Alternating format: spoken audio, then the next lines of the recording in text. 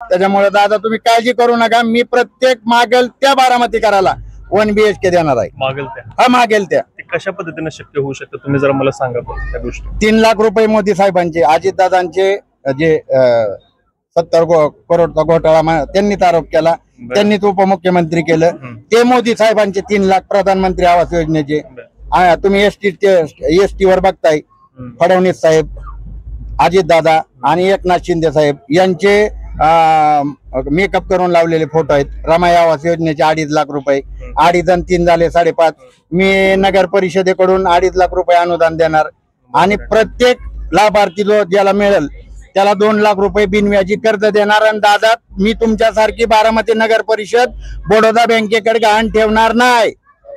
गहाण ठेवली होती गहाण, हे मला माहित नव्हतं, हे कुणालाच माहित नाही. गहाण ठेवली होती, दादांना विचारा की तुम्ही, दादांना विचारा गहाण ठेवली होती का नाही.